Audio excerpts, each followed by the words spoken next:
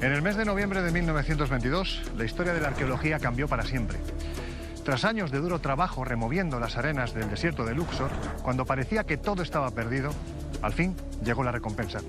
Howard Carter, un experimentado arqueólogo con muchas campañas a sus espaldas, descendió despacio por una suerte de escaleras que se metían en el corazón del desierto. Atravesó una sala llena de objetos y se plantó ante lo que a todas luces parecía ser la cámara funeraria. Esta estaba recubierta por paredes de madera y en el centro de la misma aparecía una portezuela. Al abrirla pronunció una frase que se ha convertido en el deseo de los arqueólogos de todo el mundo. Cuando le preguntaron que qué había allí, solo acertó a decir: veo cosas maravillosas. De esta forma fue descubierta la tumba de un faraón menor llamado Tutankamón, un monarca fugaz en la enorme historia de Egipto, que aún así ha dejado una enorme cantidad de incógnitas a su paso. No les vamos a hablar de la archiconocida maldición, ni de la enorme cantidad de gente que estuvo vinculada al descubrimiento de su tumba, que murieron en extrañas circunstancias. Porque si hay un enigma descomunal en la vida del faraón niño, ese es el de su propia muerte. ¿Fue víctima de una extraña enfermedad? ¿Sufrió un accidente que acabó con su vida? ¿O por el contrario, fue asesinado? Las respuestas en la fantástica investigación que ahora comienza.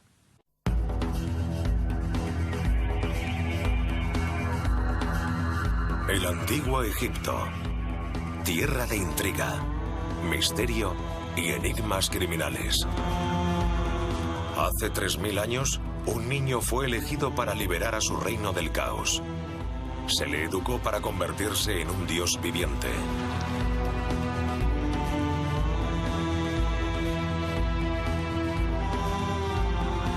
Pero el dios demostró ser mortal. Tutankamón, el más famoso de todos los faraones, murió antes de cumplir la veintena. La causa de la muerte sigue siendo un misterio. Ahora, dos de los inspectores más importantes de Norteamérica quieren descubrir la verdad tras la sospechosa muerte de Tutankamón. Están convencidos de que fue asesinado. Desde hostiles tierras yermas hasta inquietantes tumbas, los inspectores recorrerán Egipto en busca de indicios para esta pionera búsqueda. ¿Quién mató a Tutankamón?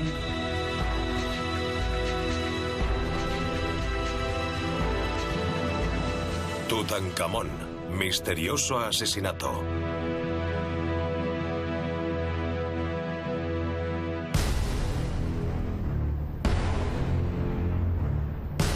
Enero del 1323 a.C. Los historiadores registran una tragedia. Los grandes portones estaban cerrados, los cortesanos arrodillados. El pueblo estaba de luto. Un dios viviente, un líder querido. El faraón había muerto. La tragedia fue aún mayor dada su juventud y su repentina muerte. Y cuando la muerte llega demasiado pronto, surgen las sospechas. Cuando el cuerpo aún no se había enfriado, los rumores de juego sucio inundaron el palacio.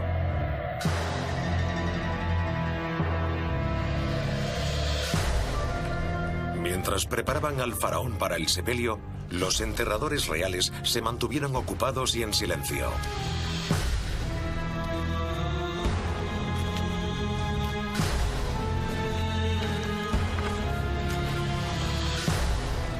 En el exterior de una tumba terminada con prisas, se celebraron los últimos rituales funerarios dirigidos por el ministro favorito del rey y su joven esposa.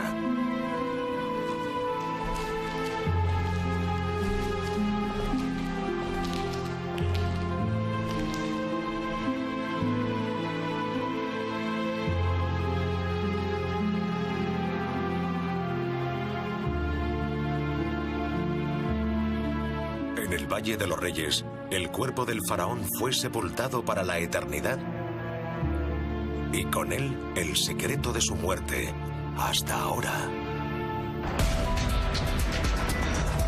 3000 años después de la muerte de Tutankamón, dos de los mejores inspectores de Norteamérica han reabierto el caso de la muerte del joven faraón. ¿Podrán las técnicas modernas de investigación resolver el misterio que rodea a la prematura muerte del Rey Niño? Mike King y Greg Cooper están seguros de ello. Cooper y King ya han resuelto algunos de los casos de asesinato más difíciles de nuestra época. Pero intentar resolver un asesinato de hace 3000 años presentará otro tipo de dificultades. Cuando un agente de policía llega a la escena de un crimen, lo primero que hace es asegurar la zona para que los forenses puedan recopilar las pistas. Por desgracia, en el caso de Tutankamón, no podemos asegurar y proteger la zona, ya que ocurrió hace más de 3000 años. Decenas de miles de turistas visitan cada año la tumba de Tutankamón. Y la mayoría no detecta las pistas que busca un ojo experimentado. Queremos intentar averiguar la causa y la manera en que murió. Y para ello hay que utilizar todos los medios disponibles. Lo que tenemos es una tumba.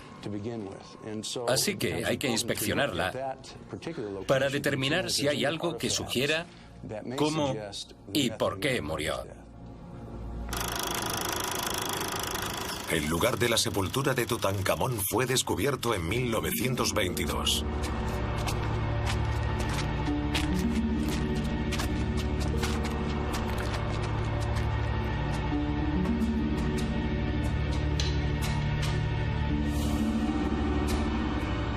El arqueólogo Howard Carter tardó más de 5 años en encontrarlo.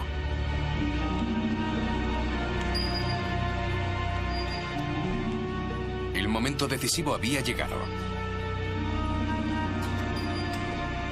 Con manos temblorosas, hice un pequeño agujero en la esquina superior izquierda. Al principio no podía ver nada, pero cuando mis ojos se acostumbraron a la luz, me llevé la sorpresa. Howard Carter había hecho uno de los mayores descubrimientos de todos los tiempos, los tesoros intactos de un faraón egipcio. El hallazgo de Carter y la manera en que el cuerpo de Tutankamón fue sacado de la tumba tendría consecuencias en la investigación de los inspectores. Ignorando que se había topado con el escenario de un crimen, Carter comenzó a extraer el contenido de la tumba pieza a pieza, alterando sin saberlo las pruebas. Por suerte, antes de sacar los objetos, Carter los catalogó meticulosamente, dejando a los inspectores una mina de información. Toda investigación de homicidio empieza con un cuerpo. Gracias a la antigua práctica egipcia de la momificación, el cuerpo de Tutankamón perduró 30 siglos.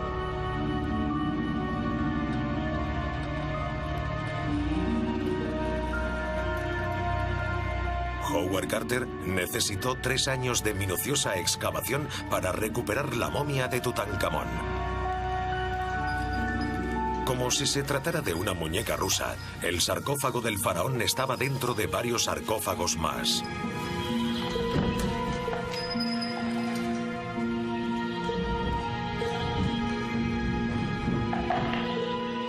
Cuando Carter encontró el cuerpo, quiso establecer la causa de la muerte. Y en 1925 invitó al importante profesor de anatomía británico Douglas Derry para que le practicara la autopsia. Cooper y King han recuperado el informe de Derry en busca de pistas que pudieran haber ignorado. También han llevado a su propio experto en medicina, Ernst Rodin, un profesor de neurología de la Universidad de Utah. Fascinado desde siempre por Tutankamón, ha estado reuniendo pruebas médicas de la muerte del faraón durante más de 20 años. El interés de Howard Carter como arqueólogo fueron los objetos y no el examen médico. Para sacar el cuerpo del faraón del ataúd, tuvo que recurrir a medidas drásticas. Constataron que el fondo y los lados del segundo ataúd estaban pegados con resina que se había endurecido a lo largo de los siglos y que no podían sacarlo del ataúd de oro macizo. Además, la momia estaba totalmente pegada al fondo del tercer ataúd. Carter y Derry sacaron el ataúd al exterior con la esperanza de que el sol egipcio reblandeciera la endurecida resina usada en el embalsamamiento.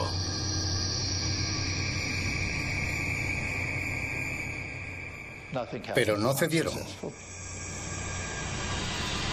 Después, Derry intentó cortar la resina con cuchillos, pero sin éxito. Tutankamón estaba totalmente pegado. Entonces decidieron que la única manera de sacar el cuerpo sería trozo a trozo, y en el proceso tuvieron que desmembrarlo.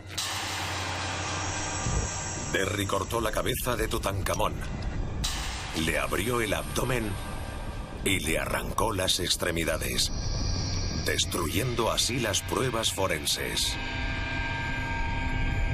Derry no pudo determinar la causa de la muerte, pero una parte de su informe sigue intrigando a los inspectores. En la mejilla izquierda, justo delante del lóbulo de la oreja, hay un pequeño surco y la piel que lo cubre parece una costra. Alrededor de la circunferencia del surco, cuyos bordes están levemente elevados, la piel está descolorida. Algunos expertos creen que la lesión es evidencia de una herida de flecha. Rodin presenta una explicación diferente, menos sensacional, pero para Tutankamón, potencialmente letal. Es posible que los insectos existentes en la zona le picaran, provocándole una infección. ¿Murió Tutankamón por causas naturales? Cooper y King creen que es poco probable. Dado que era joven y gozaba de todos los cuidados y protección, es improbable que muriera por causas naturales. Vivió hasta los 18 años, pero tenía posibilidades de vivir muchos más, como los otros faraones, que por lo general llegaban a una edad anciana. Así que cabría esperar el mismo destino para él. A los inspectores les intriga la manera en que Tutankamón fue enterrado. Todo parece indicar que fue a toda prisa. Y un entierro precipitado no encaja con una muerte por causas naturales. Si hubiera sido un rey que enfermó y murió al cabo del tiempo, no dispondríamos de evidencias de un entierro precipitado y una preparación apresurada de la tumba. Fue algo inesperado y no tuvieron tiempo para organizarlo. ¿Por qué? ¿Porque murió por un accidente u homicidio? Para descubrir más pruebas sobre la muerte de Tutankamón, los inspectores recurren al escenario del crimen. Primera parada, la tumba de Tutankamón.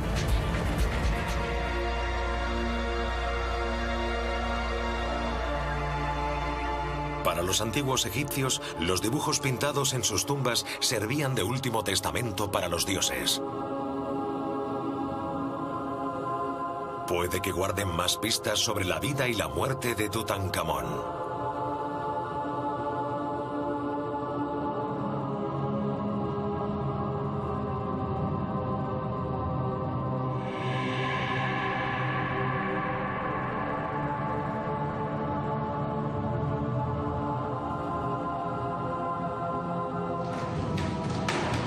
El gobierno egipcio ha autorizado a Cooper y a King a acceder a la cámara baja, una zona vedada para la mayoría de visitantes.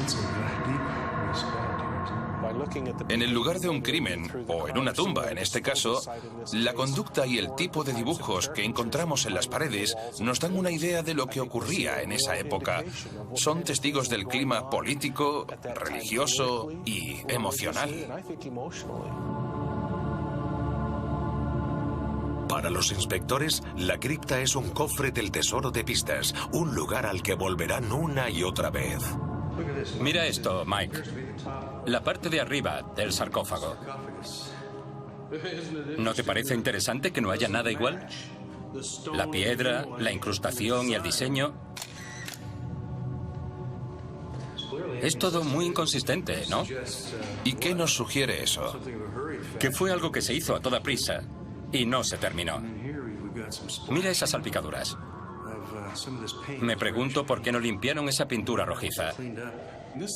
No creo que no se dieran cuenta de algo así mientras pintaban la tumba. Podrían haber pintado encima. Es como si no lo hubieran visto, como si no les importara. O tenían tanta prisa que ni se fijaron. Hace que te preguntes si un trabajo de tan mala calidad es digno de un faraón, ¿no?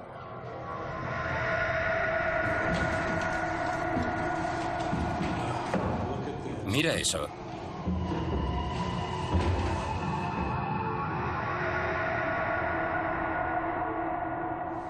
Mira esos ungüentos. Parece que se les cayeron y gotearon. Me pregunto, ¿por qué no lo limpiaron en cuanto ocurrió?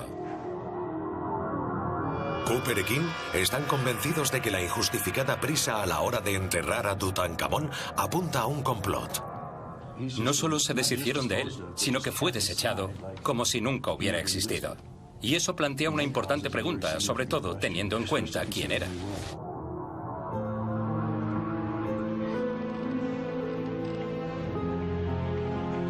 A esa misma conclusión llegó el último hombre que vio la cara del Rey Niño.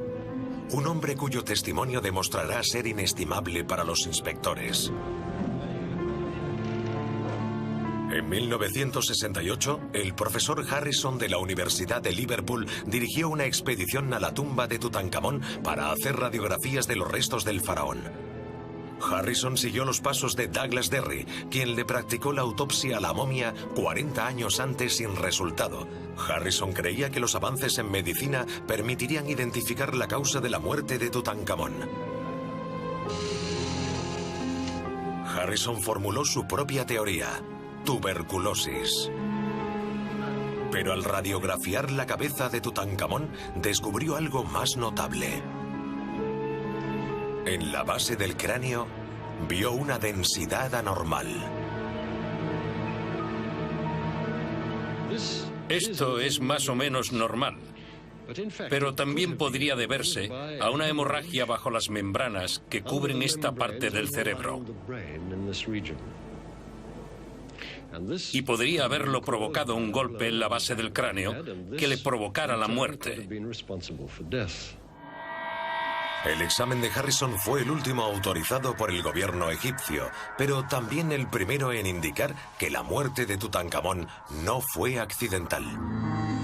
25 años después, Cooper y King han conseguido copias de las radiografías de Harrison para su investigación. Aquí están, doctor. Pruebas vitales para los inspectores.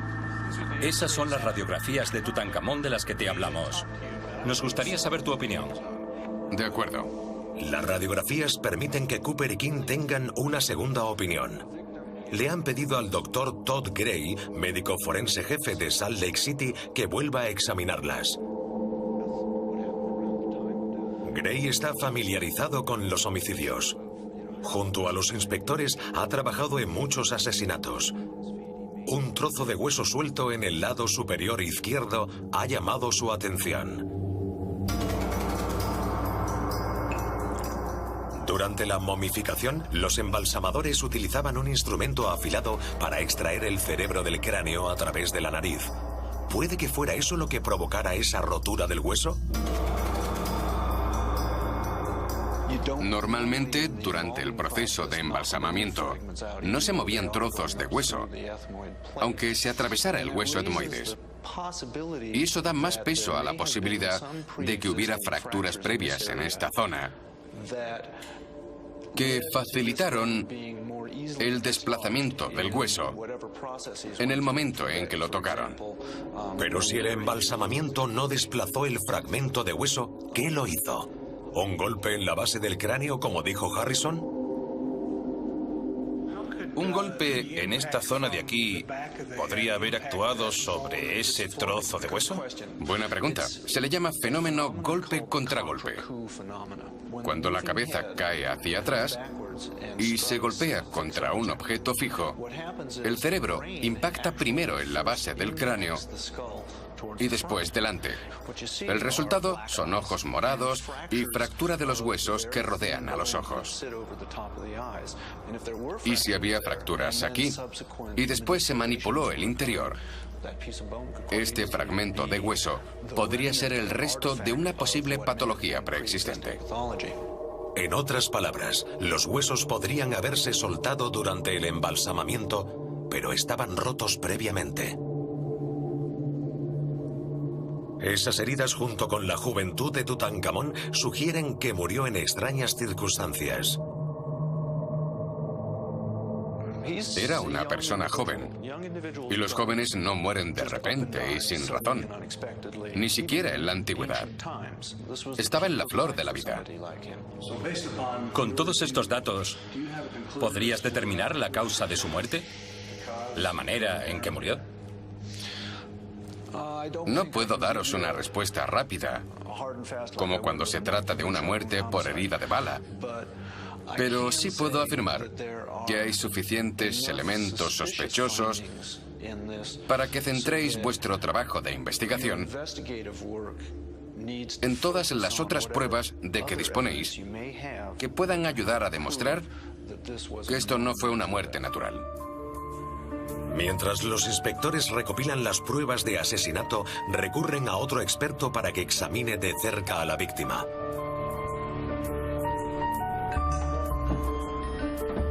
El doctor Robin Richards, del Departamento de Medicina Física de la University College de Londres, utiliza un software 3D para reconstruir rasgos faciales a partir de las medidas del cráneo.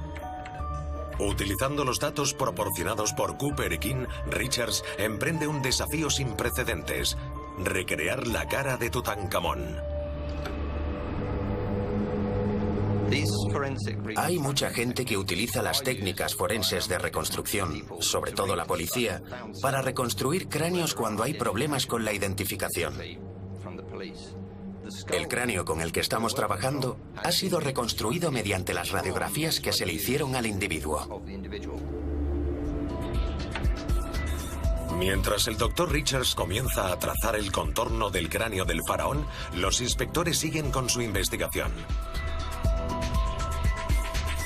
El caso entra en una nueva fase que implica el uso de técnicas pioneras del FBI que Cooper y King utilizan a menudo. En nuestra investigación vamos a introducir la ciencia del comportamiento, una ciencia que no suele usarse a menudo. Examinaremos qué pasaba en la vida de Tutankamón, cuáles eran las circunstancias, el entorno, la realidad política, el trasfondo religioso y cualquier hecho histórico que nos pueda ser de utilidad.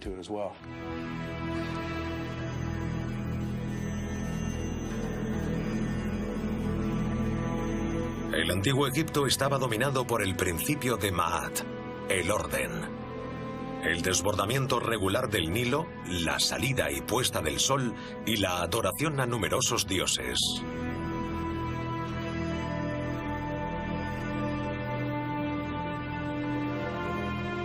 Mucho antes del nacimiento de Tutankamón, el más importante de esos dioses era Amón.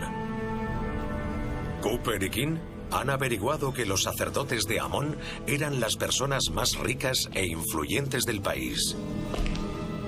Su poder era tal que rivalizaba con el del faraón. Pero en el 1353 a.C., un faraón llegó al trono decidido a acabar con el poder de los sacerdotes.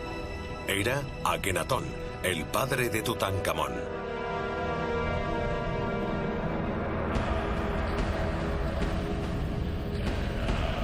Akenatón es admirado por algunos eruditos por ser uno de los primeros en adoptar la creencia monoteísta. Pero según algunos testigos clave de su época, Akenatón no era tan bien visto entonces.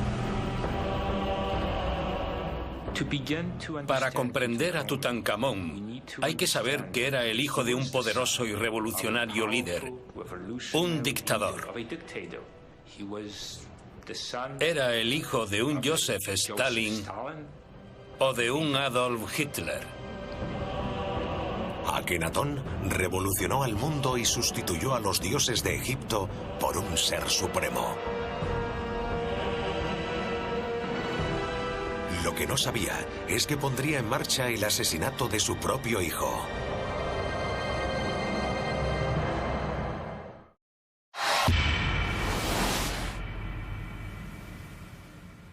De cerca ves que a Juan le preocupa algo. Es la segunda que pido y solo me han puesto frutos secos. Y al de al lado con una le han puesto aceitunas. Pero espera, aquí hay pistachos. Eso es más premium que unas aceitunas, ¿no? Cuando tienes un plan de pensiones Santa Lucía, tus preocupaciones son otras. Trae tu plan de pensiones antes de fin de año y te reembolsamos el 2%. Santa Lucía, estamos cerca, ¿estás seguro?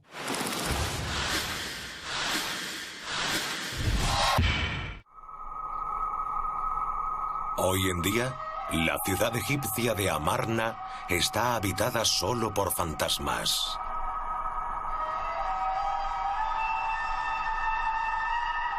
Cuando nació Tutankamón, era la nueva y deslumbrante capital de Egipto.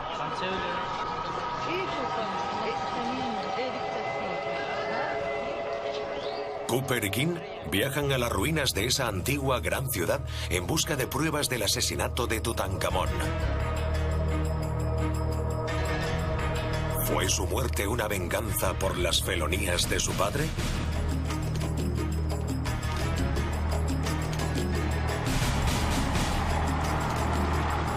Los inspectores van acompañados de guardias armados y escoltados por la policía.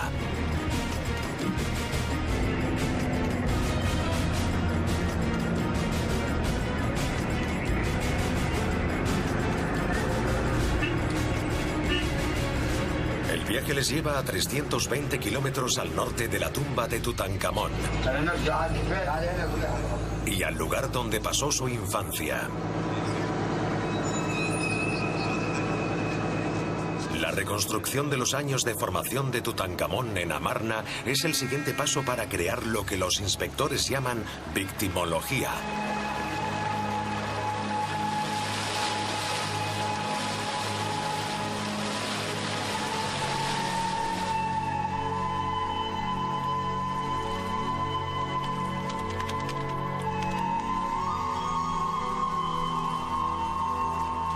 Tutankamón creció en Amarna.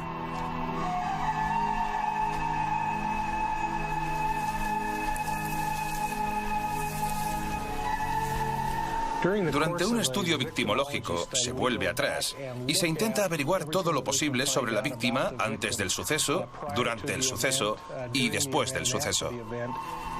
Amarna fue construida por el padre de Tutankamón, Akenatón, para ser la nueva capital de Egipto.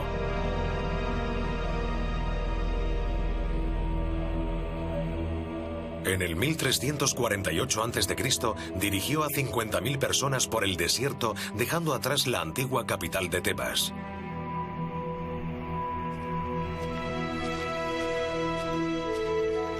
En poco más de 5 años, transformaron un desierto en un oasis.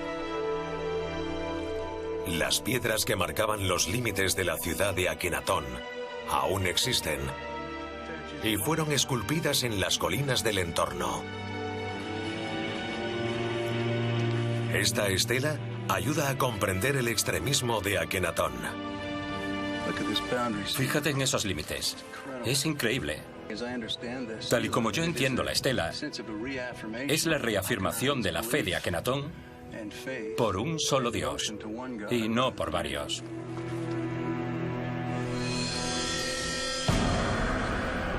Alterando miles de años de tradición, el padre de Tutankamón sustituyó la creencia politeísta por un solo dios, el disco solar Atón. Y el autoproclamado intermediario entre aquel nuevo dios y el pueblo de Egipto no era otro que el propio Akenatón.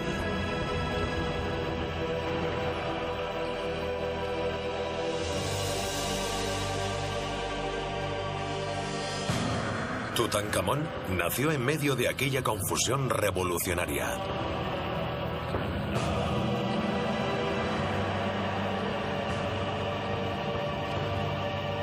Para entender hasta qué punto la agitación religiosa del padre de Tutankamón pudo afectar al joven príncipe, los inspectores han recurrido a un hombre que ha recabado perfiles psicológicos de algunos de los peores dictadores y terroristas del mundo.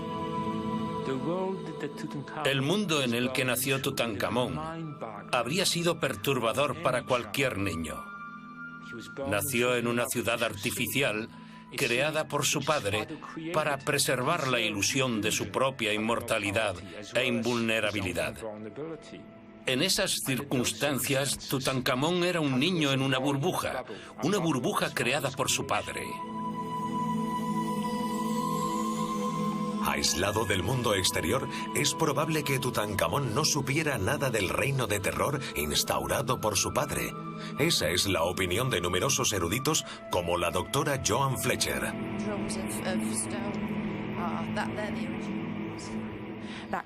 Akenatón era un político terrible que lo manejaba prácticamente todo mal.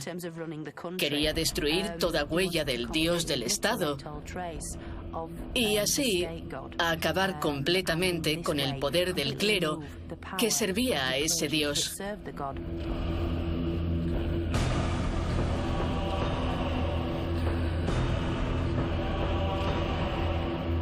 Al rechazar a los dioses antiguos, Akenatón se ganó muchos enemigos mortales. Para los inspectores, él creó involuntariamente las circunstancias propicias para el asesinato de su hijo.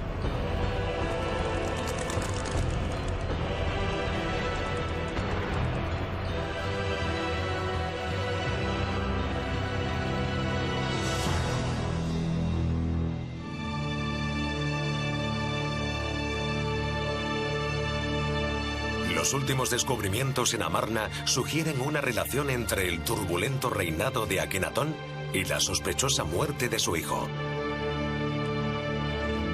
Para saber más, los inspectores le preguntan al hombre que conoce mejor que nadie esta zona, el inspector general del Departamento de Antigüedades de Amarna. Emad el-Hamid ha interpretado hace poco una pared tallada que ofrece nuevas e impactantes pruebas para la investigación del asesinato de Tutankamón. Durante siglos, esa escultura mural estuvo escondida al fondo de una tumba que perteneció al jefe de policía de Akenatón. Para Cooper y King, es uno de los descubrimientos más importantes de toda la investigación. Estamos en la tumba de Mahú, el jefe de policía del reino de Akenatón. Si lo he entendido bien, los jefes de policía enviaban a sus agentes para detener a cualquiera que intentara atacar a Akenatón. Y aquí se ve. El señor el-Hamid cree que muestra a los potenciales asesinos siendo torturados. Así que, además de estas imágenes, ¿hay otros documentos históricos que reflejan la misma historia? Sí. ¿Se sabe cuántos intentos de asesinato contra Akenatón hubo? Intentaron envenenarlo. Así que puede que 2 o más. El-Hamid nos revela a los culpables, los sacerdotes de Amón, guardianes del dios proscrito. A lo largo de miles de años, se cree que solo 3 faraones fueron asesinados. Esa revelación dará una nueva dimensión a la investigación. ¿Se intentó asesinar al padre? ¿Fueron también tras el hijo?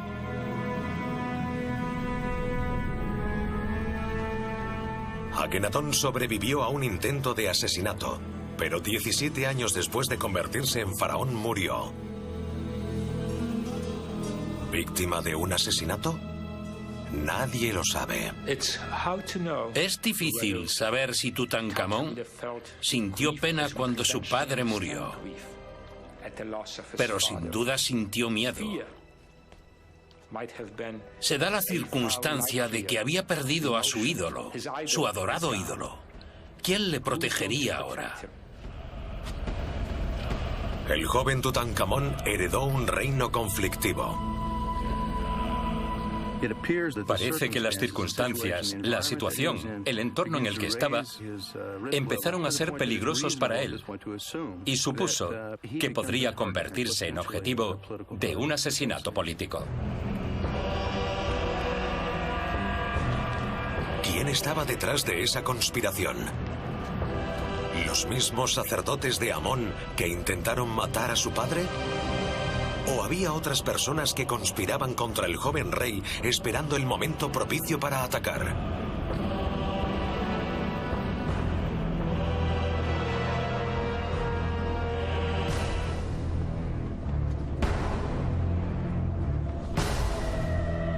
Tutankamón fue coronado faraón de Egipto siendo aún un niño. Tutankamón tenía 9 años cuando fue proclamado rey. Y estaba claro que alguien o un grupo de personas le convirtieron en rey para su propio beneficio.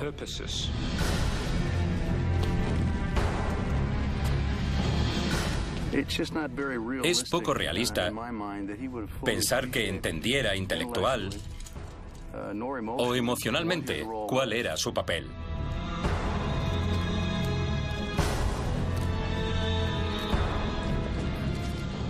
No entendía lo que significaba aquello, que tendría que conservar la unidad de la nación. Y ese era el objetivo de su coronación.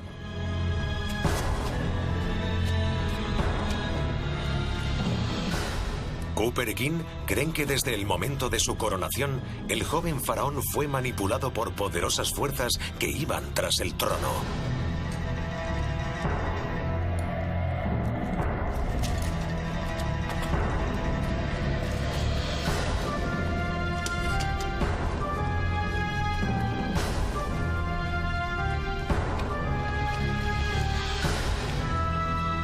Poco después de ascender al trono, Tutankamón dejó a Amarna para siempre. Partió a Tebas, la antigua capital de Egipto y hogar de los sacerdotes de Amón. El joven fue trasladado de un entorno familiar creado por su padre a la gran ciudad de Tebas, donde era un forastero.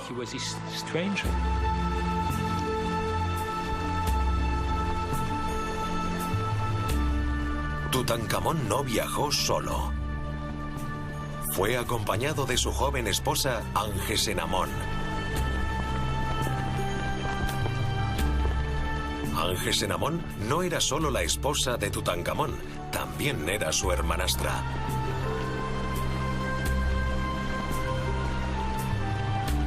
Cuando se casaron, Tutankamón tenía unos 9 años. La esposa de Tutankamón también había vivido en la burbuja creada por Akenatón.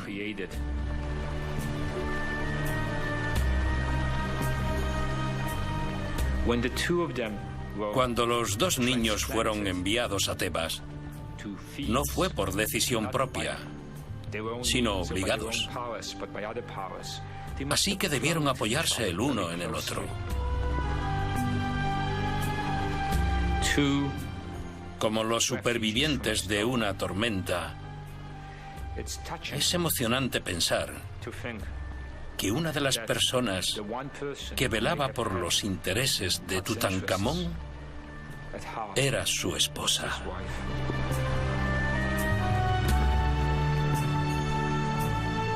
$3000 años después, Cooper y King siguen los pasos del joven faraón. Tutankamón partió a Tebas después de ser coronado faraón. A su llegada, le recibieron 3 hombres que tomarían todas las decisiones por él en la siguiente década. Maya, el responsable del tesoro. Horemheb, jefe del ejército. Y Ai, el primer ministro, el segundo hombre más poderoso de Egipto. La investigación dependerá ahora de la construcción de los perfiles psicológicos de esos 3 hombres. ¿Qué papel jugó cada uno de ellos en la vida del faraón? Como faraón, Tutankamón tuvo que prepararse para dirigir un día a las tropas a la batalla. Horemheb era quien debía enseñar al joven rey el arte de la guerra.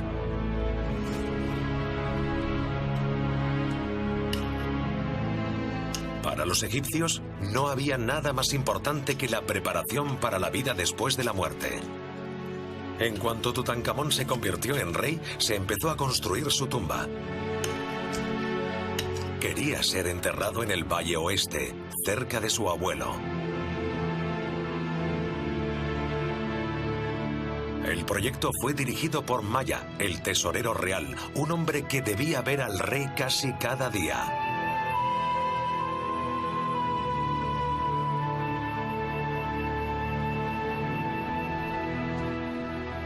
Para finalizar su educación, el joven faraón debía dominar los rituales de la antigua religión. Los sacerdotes de Amón habían controlado la vida religiosa durante siglos.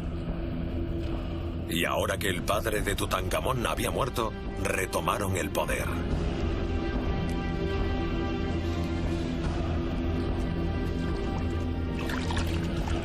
Nadie estaba mejor preparado que el primer ministro para enseñarle al rey la religión. De joven, Ay sirvió como sacerdote de Amón. Él comprendía mejor que nadie la necesidad de reconciliarse con el sacerdocio. Y como Cooper y King han descubierto, fueron esos mismos sacerdotes quienes conspiraron para asesinar al padre de Tutankamón.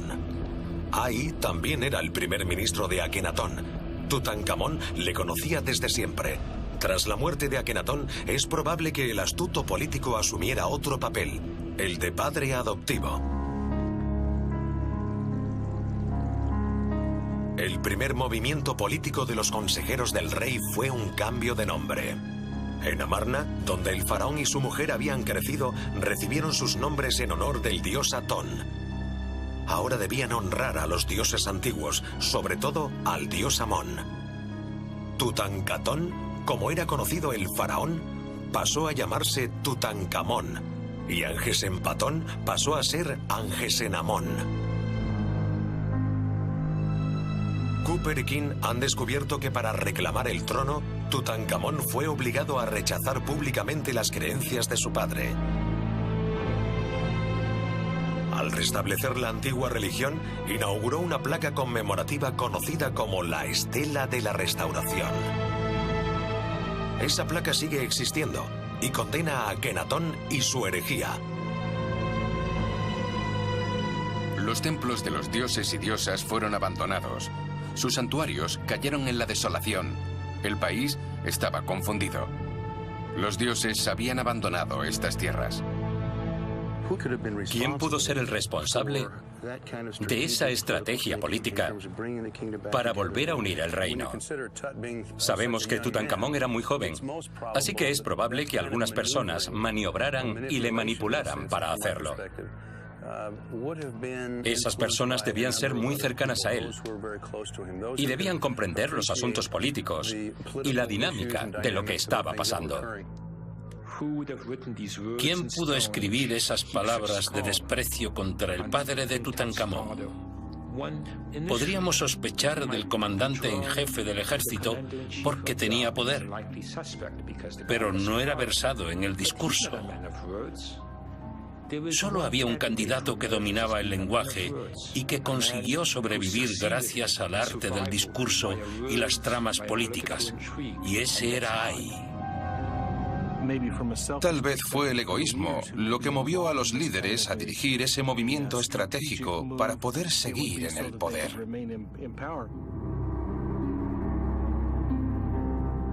Tutankamón parecía ser un simple peón a manos de los hombres que dirigían su gobierno.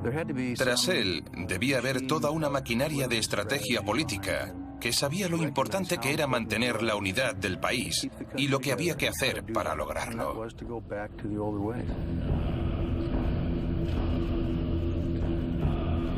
Como parte de su estrategia, se erigieron nuevas estatuas que representaban a Tutankamón y a Angesenamón como encarnaciones del antiguo dios Amón y su esposa Mut. Para los inspectores es otra prueba de que los dos niños eran herramientas en una vasta campaña de propaganda. Al restaurar la antigua religión, Tutankamón hizo todo lo que se le pidió y más. Entonces, ¿por qué fue asesinado? A 4.800 kilómetros de allí, en Londres, continúa el trabajo sobre el auténtico rostro que se esconde tras esa imagen pública. El cráneo reconstruido por el Dr. Robin Richards está casi terminado. Sus rasgos característicos se resaltan mediante una serie de puntos. Aún no hemos rellenado el espacio entre los puntos de la superficie. Hay que diseñar el contorno entre esos puntos. Para hacerlo, utilizamos el escáner. Escanearemos el perfil de su rostro, pero no tiene por qué coincidir con el cráneo que estamos intentando reconstruir.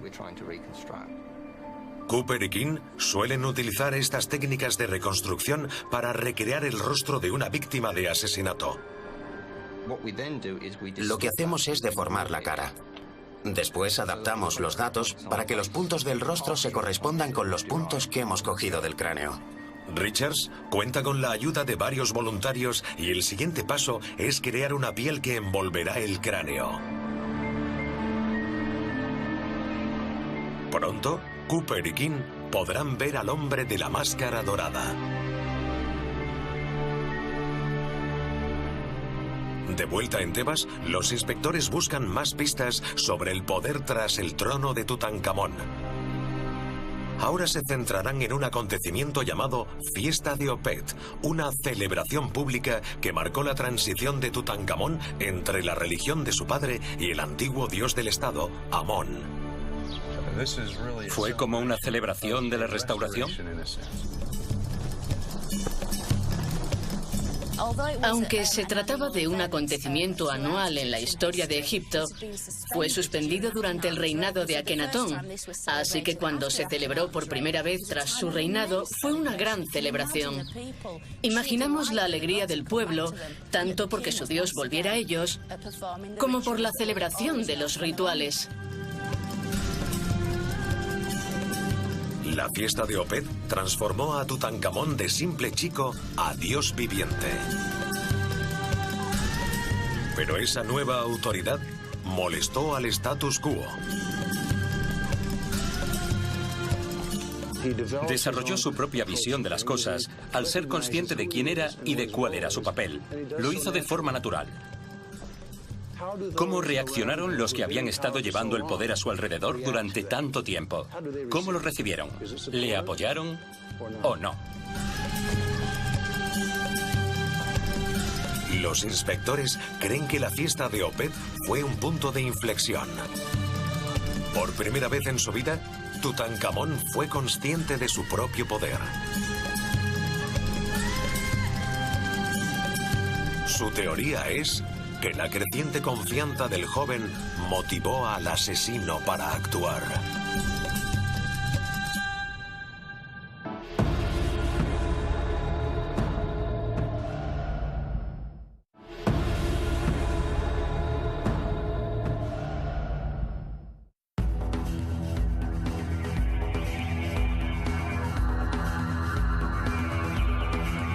En el siglo XIII a.C., Tutankamón fue coronado faraón de Egipto cuando no era más que un niño.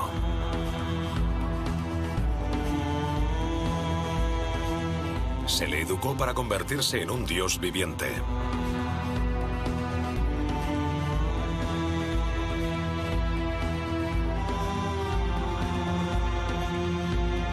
Pero el más famoso de los faraones murió antes de su 20 cumpleaños en circunstancias que nunca llegaron a esclarecerse. Ahora, 3000 años más tarde, dos inspectores han reabierto el caso de su muerte. Están convencidos de que fue asesinado. Siguiendo un rastro de pistas olvidadas por las antiguas ruinas de Egipto, los inspectores Greg Cooper y Mike King creen haber encontrado pruebas de juego sucio, manipulación y un apresurado entierro. Tutankamón, misterioso asesinato.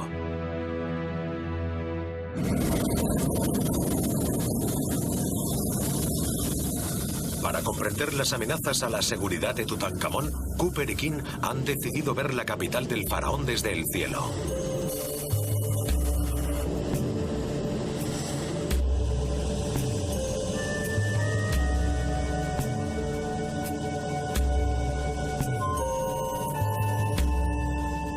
Cerca del Valle de los Reyes están las ruinas de Malcatá, donde vivió Tutankamón.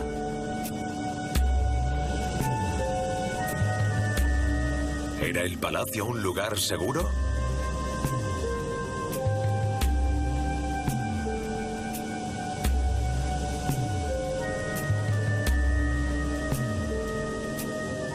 Alejado de la ciudad, el palacio era un lugar protegido e independiente que ocupaba 34 hectáreas.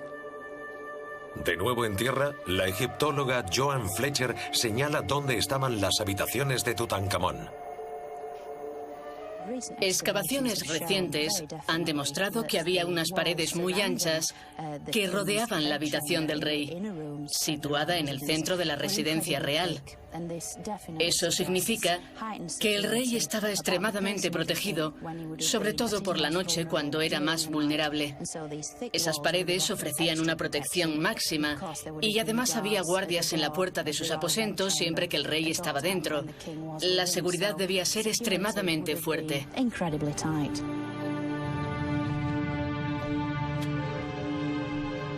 Dado que Tutankamón estaba bajo vigilancia constante, Cooper y King no creen que fuera asesinado por alguien ajeno a palacio. Cosa que plantea una pregunta inevitable. ¿El asesinato de Tutankamón fue cometido por una persona de su entorno?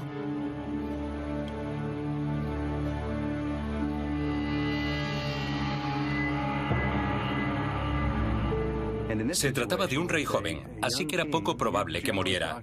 Si realmente fue asesinado y víctima de un complot, debió ser alguien de su entorno más cercano. Así que debemos examinar su círculo e identificar a las personas que pudieron tener un motivo, medios y la oportunidad de acabar con él.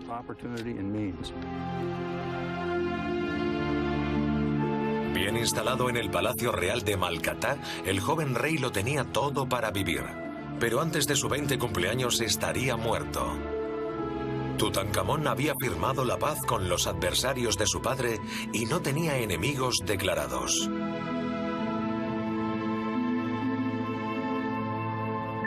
El asesino debía estar acechando entre sus personas de confianza: Ay, Maya y Orenheb.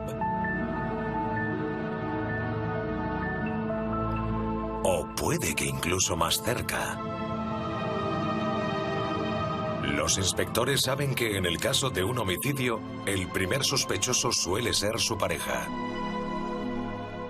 La persona más cercana era su mujer.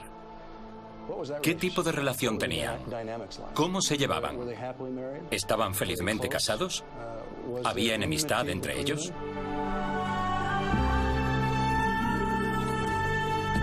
Como hermanastra mayor, Angesenamón se ocupó de Tutankamón desde que era un niño. También le acompañó en su viaje a Tebas. Era la persona más cercana al rey.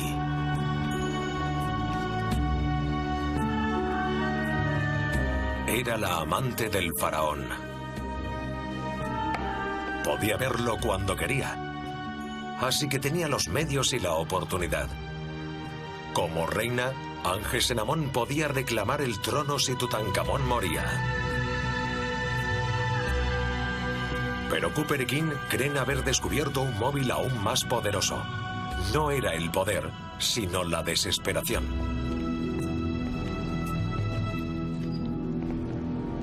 En 1927, tras 5 años de minuciosa excavación, Howard Carter hizo un conmovedor descubrimiento en la tumba de Tutankamón. 2 fetos momificados. Queremos saber si esos 2 fetos pertenecen a su estirpe, si hay alguna relación entre Tutankamón y esos 2 niños. Aún no es seguro, pero yo creo que es probable. La mayoría de los especialistas creen que esos niños eran hijos de Tutankamón y Angesenamón, prueba de que la pareja quería formar una familia. En 1932, Douglas Derry les practicó la autopsia. Eran 2 niñas, una nacida 4 meses prematura y la otra nació ya muerta. En 1978, el profesor Harrison realizó una segunda autopsia en el mayor de los fetos. Sufría escoliosis y espina bífida, dos anomalías de la columna vertebral. Esa malformación congénita puede ser hereditaria, pero hasta ahora no se ha encontrado ninguna prueba. Sugiere que había una relación emocional muy fuerte entre Tutankamón y sus hijas. Por petición de Cooper y King, el radiólogo pediátrico Richard Boyer examina los rayos X de Tutankamón. El resto de médicos confirmarán lo que digo. Fijaos en el cráneo. Ha encontrado pruebas decisivas que relacionan a Tutankamón con los fetos. Ese descubrimiento cambiará la percepción que tenían los inspectores de su víctima y proporcionará un nuevo móvil para su asesinato. Estas dos vértebras están fusionadas, ¿lo veis? Y eso no es normal. Se trata de un hombre joven. Debería tener una columna normal y sana. Y esta imagen no es eso lo que muestra. Boyer cree que Tutankamón sufría una anomalía congénita de la columna llamada síndrome de Klippel-Feil. Una columna normal es flexible y permite mover la cabeza de izquierda a derecha y de arriba a abajo. Klippel-Feil es una enfermedad que restringe enormemente el movimiento. Cuando alguien la sufre, no puede girar la cabeza, lo que le obliga a mover todo el tronco superior. Esa enfermedad hacía a Tutankamón extremadamente vulnerable. Era como si su cabeza estuviera fija en un palo. Si se caía hacia atrás o recibía un golpe en la parte posterior de la cabeza, podía afectarle fácilmente a la columna. Y una lesión grave de ese tipo podía causarle la muerte. Las pruebas encontradas en la tumba confirman el diagnóstico del síndrome de Klippel-Feil. Howard Carter descubrió 130 bastones en su interior. A diferencia de los bastones de ceremonia de otros faraones, algunos de ellos habían sido claramente usados por Tutankamón durante su infancia.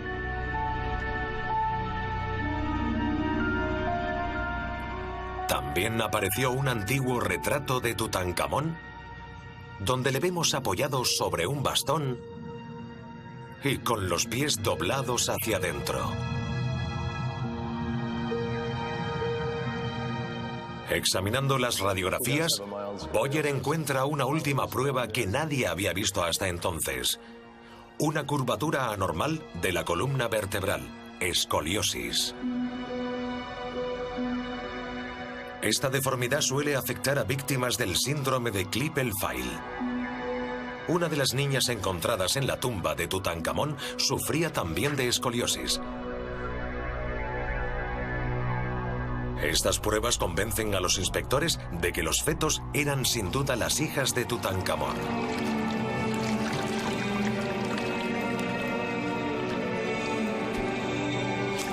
Esto hace que la idea de que su esposa Angesenamón esté involucrada cobre fuerza.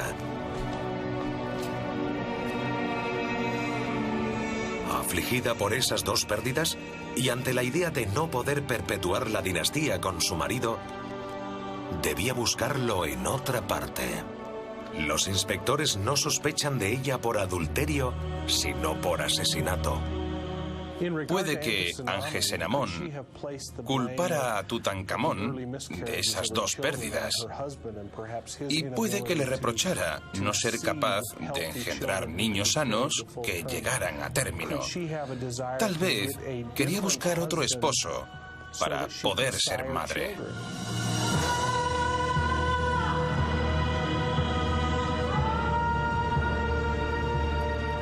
¿Fue Angesenamón la asesina? Un especialista no está de acuerdo. Cree que las pruebas pictóricas exoneran a la reina.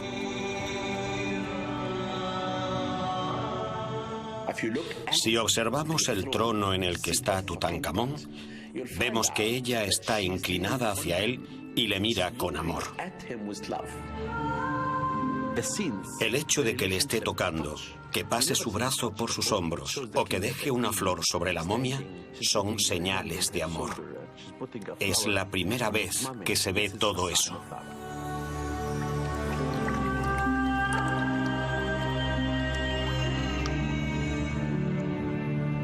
Otro especialista cree que Angesenamón es inocente. Según el perfil psicológico creado por el Dr. Burstan, ella no habría tenido nada que ver en la muerte de su marido. Parece que Angesenamón hizo todo lo posible para quitarle la venda de los ojos a Tutankamón y para que se cubriera las espaldas. Quería protegerle. Al principio dudamos de la esposa del rey, pero conforme avanzamos en la investigación, comprobamos el amor que existía entre ellos, así que decidimos descartarla y centrarnos en los sospechosos más probables: Maya, Ay y Horemheb. Durante casi 10 años, Ay, Maya y Horemheb gobernaron el país en nombre del faraón y desarrollaron un gusto por el poder. Se trataba de un joven rey, pero que solo reinaba de nombre. Era el portador del linaje, pero no la persona que tomaba las decisiones. Así que conforme se acercaba a la edad adulta, la situación debió volverse crítica. Los que se aprovechaban del rey perderían su poder. ¿Habría cambios? Es evidente que en ese momento algunas personas debieron preguntarse: ¿y si matamos al rey? ¿Vamos a dejar que se convierta en auténtico rey en lugar de serlo solo de nombre? Ay, Maya y Horemheb tenían mucho que perder si Tutankamón reclamaba el poder. Pero ¿quién ganaría más con la muerte del faraón? Lo más importante es hacer una lista de todos los sospechosos y comenzar a examinar todas las razones por las que son sospechosos en este caso. Ver los diferentes móviles que podrían llevarles a cometer el asesinato y las ventajas que podrían conseguir. Como responsable del tesoro, Maya llevaba las riendas de la riqueza del país, algo que aprovechaba para enriquecerse. Velaba celosamente por el tesoro público y rescató a la economía de Egipto de la ruina provocada por el padre de Tutankamón. ¿Qué pasaría si el joven rey deshacía todo el trabajo de Maya? ¿Y si Tutankamón mostró indicios del narcisismo de su padre y le era indiferente la economía de Egipto? Había problemas económicos en el país y estoy seguro de que eso debió causar mucho estrés, no solo en el gobierno, sino también en el pueblo, que sin duda debía enfrentarse a los problemas con los impuestos. Para conservar la riqueza de Egipto y la suya propia, ¿podría Maya haber matado al rey?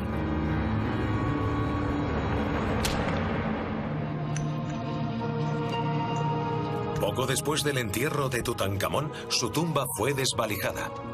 ¿Quién la restauró con amor y volvió a sellarla con cuidado? Maya. Maya era uno de los pocos que sabía dónde había sido enterrado Tutankamón. Para proteger la vida después de la muerte del faraón, Maya destruyó toda la información sobre la situación de la tumba. Tras la muerte de Tutankamón, Maya continuó trabajando en la corte. Todas las pruebas sugieren que siguió siéndole fiel al desaparecido rey.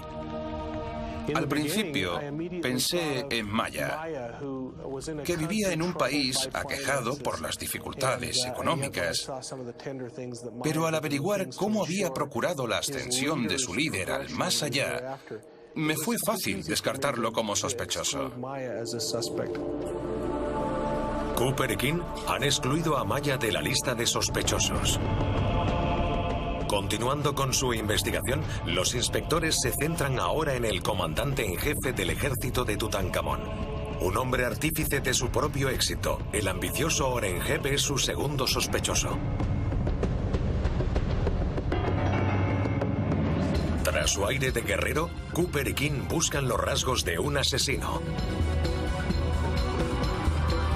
Horemheb fue subiendo de rango durante el reinado del padre de Tutankamón, Akenatón. Con Tutankamón se convirtió en comandante en jefe del ejército más poderoso del mundo. ¿Cuál era su nivel de poder e influencia sobre el pueblo? Debía tener muchísima influencia. Puede que fuera el segundo por detrás del rey. Controlaba el ejército y podría haber dado un golpe de estado y haberse hecho con el poder de Egipto.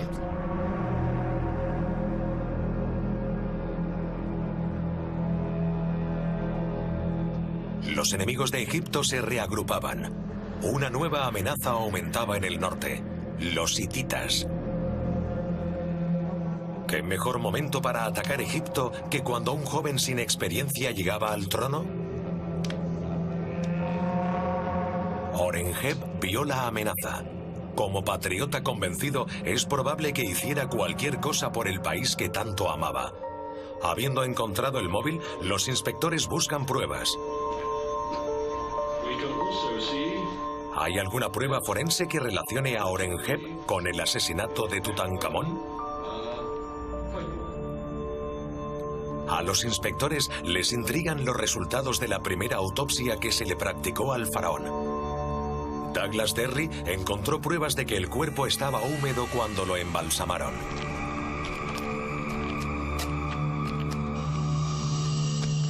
Sin embargo, la momificación es un proceso de deshidratación del cadáver.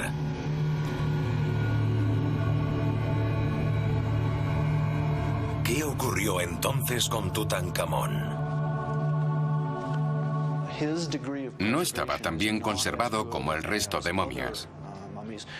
De hecho, estaba en peor estado que los fetos hallados en su tumba. No pudo ser culpa del equipo de embalsamadores. No podía tratarse de un equipo más competente. Dada su posición social, tuvo que recibir los mejores cuidados. Lo que me hace pensar en la posibilidad de que estuviera ya descomponiéndose antes de empezar con el embalsamamiento y que hubieran intentado detener ese proceso. Que el cadáver de Tutankamón ya estuviera en descomposición cuando comenzó su momificación respondería a la pregunta que confundía a los expertos. ¿Por qué la momia de Tutankamón estaba cubierta de una cantidad anormal de resinas perfumadas llamadas ungüentos? Según Carter, habían vertido al menos 2 cubos llenos de ungüento sobre la momia y otros 2 sobre el ataúd. ¿Por qué razón harían algo así? Si han visto cuerpos en descomposición, como yo vi durante la guerra, el olor es terrible. No solo no se puede momificar un cuerpo en descomposición, sino que desprende un olor terrible. Así que es probable que vertieran esa cantidad inusual de ungüentos para ocultar el olor. ¿Por qué el cuerpo del faraón comenzó a descomponerse? ¿Y qué relación podemos establecer entre Horemheb y el asesinato? Hay una pista en la tumba de Tutankamón. Howard Carter descubrió nada menos que 6 carros. 3 de ellos eran ceremoniales, pero había 2 que eran de caza.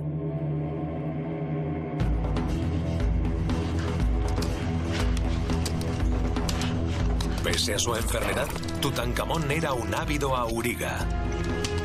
Tal vez muriera en un accidente lejos de casa.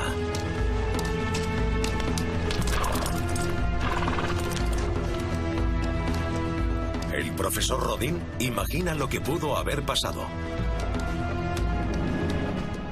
Imaginemos que estaba de caza o de pesca, esas escenas que se describen en sus libros, y que sufrió un accidente. El equipo que iba con él podría haber tardado en encontrarlo y en llevarlo hasta los embalsamadores. Pero en esas circunstancias y bajo el sol de Egipto, el cuerpo empezaría a descomponerse bastante rápido.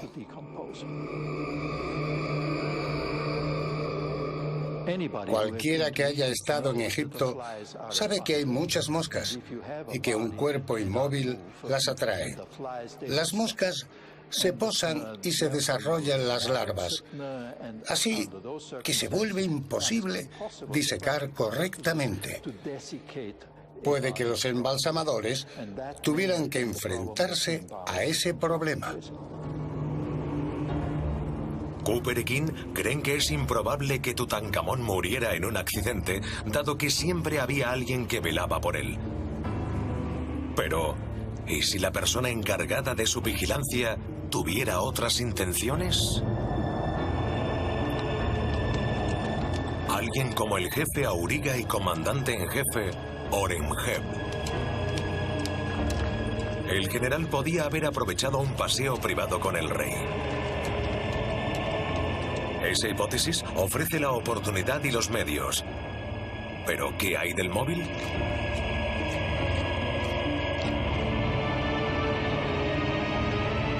Los inspectores dudan de que un patriota como Horemheb cometiera un asesinato solo por ambición. ¿Qué otras razones podría haber tenido? ¿Podría ser el talón de Aquiles de Tutankamón, esa minusvalía llamada Klippel File que fusionaba la columna del faraón? Las víctimas de este síndrome suelen sufrir otros problemas, como una sordera parcial, el paladar hendido y problemas de riñón. En la época de Tutankamón se despreciaban las enfermedades físicas, como explica el profesor de Derecho Alan Dershowitz. En aquella época, la debilidad física solía estar relacionada con una debilidad mental. Y también sabemos que solían matar a los discapacitados. Sería posible que se basaran en la discapacidad del rey como excusa para matarlo y también culpar a esa discapacidad como factor contribuyente en su muerte. Sin duda, esa enfermedad es una pista importante para averiguar qué ocurrió realmente.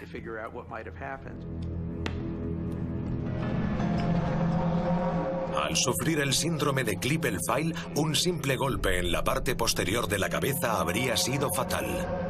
Si se cayó de espaldas desde un carro, por ejemplo, el golpe recibido en la parte posterior de la cabeza podría explicar fácilmente una herida mortal, dada su rigidez, y porque toda la fuerza iría directamente a la unión entre la base del cráneo y la columna.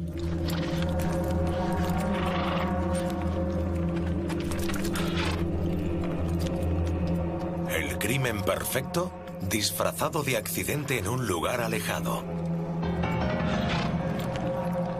Horemheb disponía de medios, móvil y oportunidad.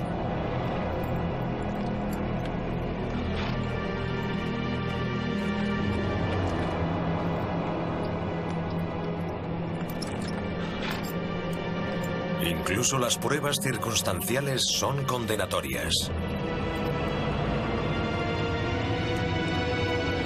Horemheb se convertiría en faraón tras la muerte de Tutankamón, pero no tan pronto como esperaba. Puede que los inspectores hayan encontrado a su hombre, o puede que no. Aunque el caso contra Horemheb parece irrefutable, dos expertos tienen razones para dudar. Se supone que es más probable que un militar cometa actos de violencia. Pero por otra parte, también suele ser más leal al rey. Horemheb no sentía un gran amor por Tutankamón. Era un niño malformado, débil y fácilmente manipulable. Pero le gustaban aún menos los cambios o transiciones que podían desestabilizar Egipto y que conllevaban menos recursos para el ejército. Es poco probable que se centrara en deshacerse del nuevo rey, Tutankamón. En la muerte como en la vida, Horemheb era un rival formidable, difícil de superar o intimidar. Los inspectores posponen su opinión hasta examinar a su último sospechoso. Es más probable que alguien como Ay, más cercano a Tutankamón y que podría aprovecharse directamente de la muerte del faraón, fuera el asesino. ¿Es posible que el hombre que asumió el papel de padre de Tutankamón estuviera detrás de su muerte?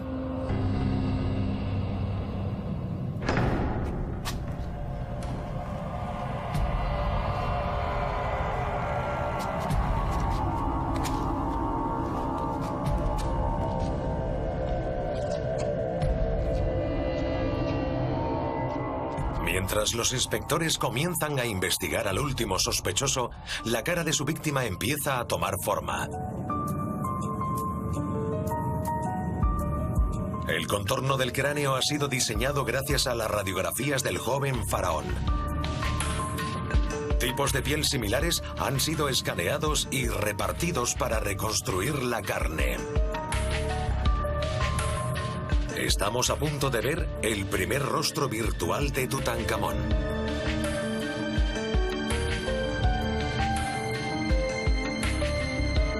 Falta un último paso. Esculpir en arcilla el rostro del faraón a tamaño real.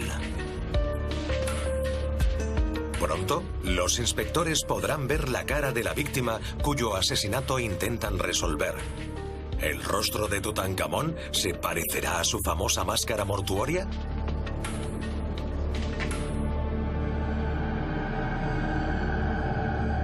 De vuelta en Egipto, Cooper y King buscan pistas que coloquen al primer ministro de Tutankamón, Ay, en el último nombre de su lista de sospechosos.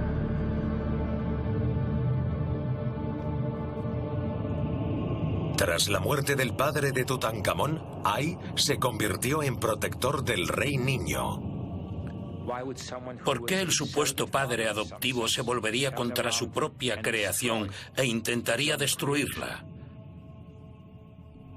Siendo el protector de Tutankamón, Ay había conocido el poder. Ay era sin duda un gran político y relaciones públicas para cualquiera para quien trabajara. Yo lo imagino manipulador y también muy astuto. Para entender hasta qué punto Ay era astuto, hay que observar lo que revela la tumba que construyó en Amarna, pero que nunca utilizó.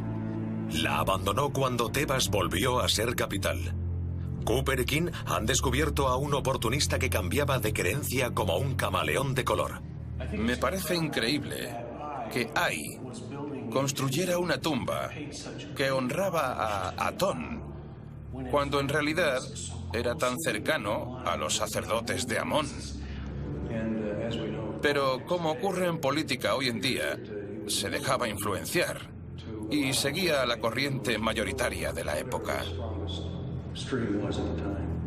Las imágenes de la tumba de Ay proporcionan pruebas que le incriminan.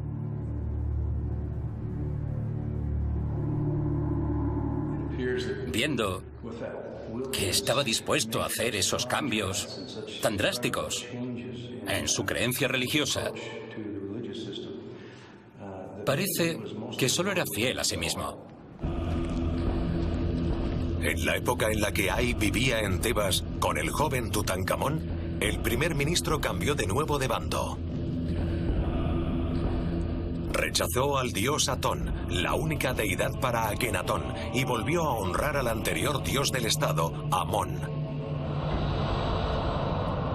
Si Ay fue tan desleal tras la muerte del padre de Tutankamón, ¿cómo se comportó tras la muerte del joven faraón?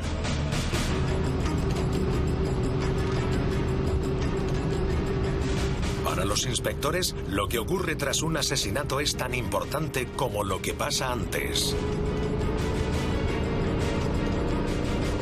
En el caso del asesinato del rey Tutankamón, esos acontecimientos no tuvieron lugar en Egipto, sino en tierras extranjeras.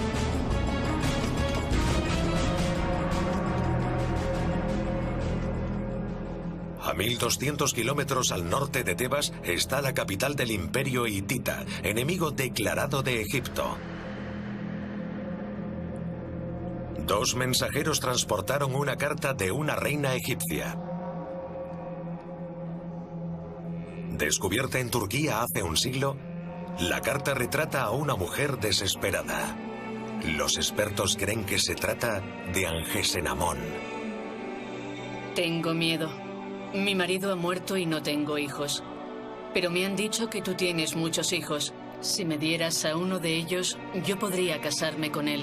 ¿Por qué la viuda de Tutankamón haría lo impensable y recurriría al enemigo más antiguo de Egipto en busca de marido?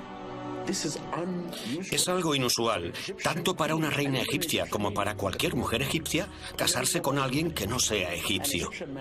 Un egipcio podía casarse con una extranjera, pero una egipcia jamás se casaba con un extranjero. Fue a buscar lo más lejos posible y recurrió a un enemigo. ¿Qué nos dice eso? ¿Por qué una reina leal cometería tal traición yendo al extranjero a buscar un compañero para tener hijos?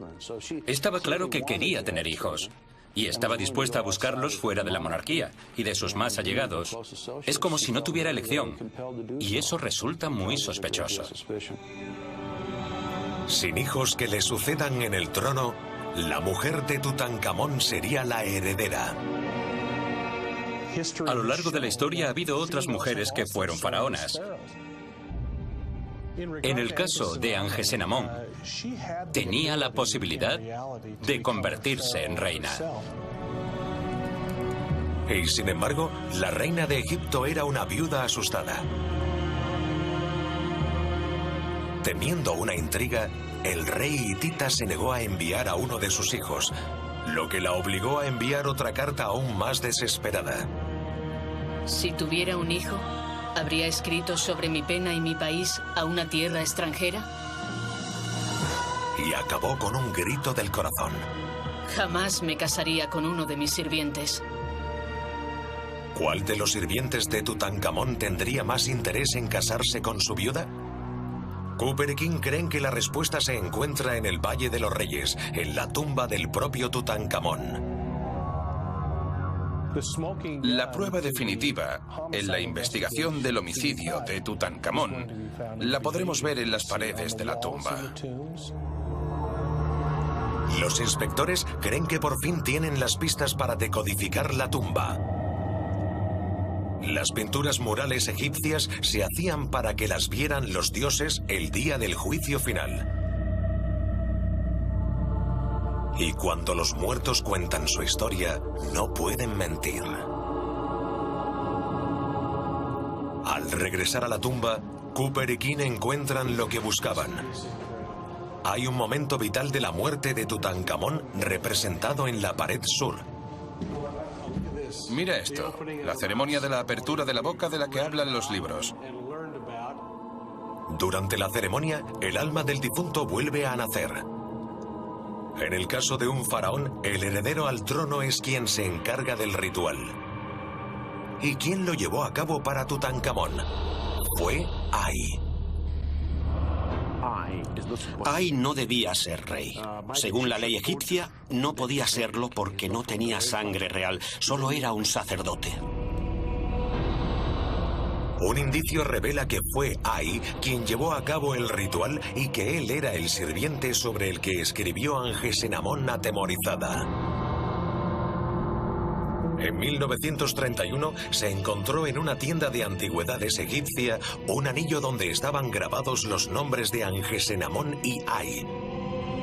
Los inspectores creen que Ay la obligó a casarse con él para llegar al poder.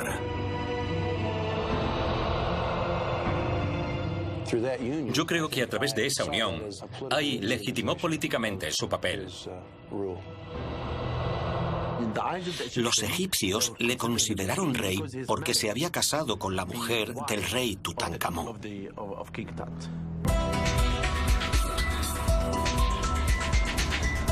Cooper y King se acercan cada vez más al asesino. Les falta comprobar una última cosa.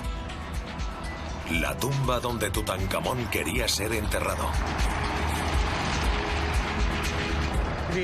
Tutankamón quería ser enterrado en el mismo sitio que su abuelo.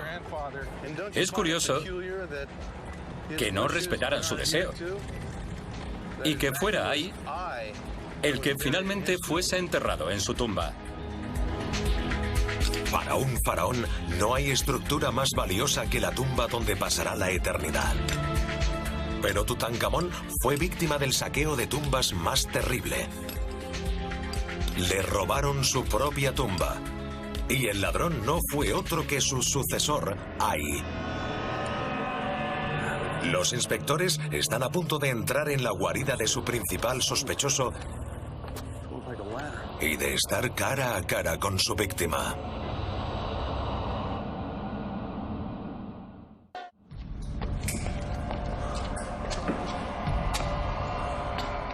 Cuidado con los escalones. La búsqueda del asesino de Tutankamón se acerca a su fin. Es increíble. Los inspectores Cooper y King creen que tienen a su hombre. Por desgracia, Tutankamón confió en el único hombre que más podía ganar con su muerte. El psicólogo forense que trabaja con los inspectores cree que todas las pruebas psicológicas apuntan a Ai. Hay 3 elementos que indican que Ai fue el asesino. Primero, tenía un motivo: el poder. Segundo, tenía la oportunidad. Era muy cercano a Tutankamón. Y tercero, tenía los medios, porque tenía suficiente poder en la corte para poner en marcha su plan. Con toda esa información, Cooper y King están de acuerdo. Yo creo que Ai sentía que merecía el trono.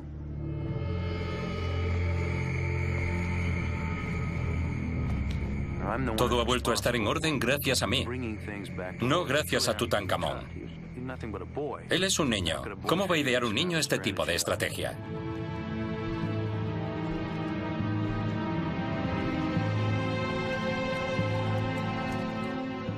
Ai decidió, por una razón u otra, que era su momento, se lo merecía e iba a conseguirlo.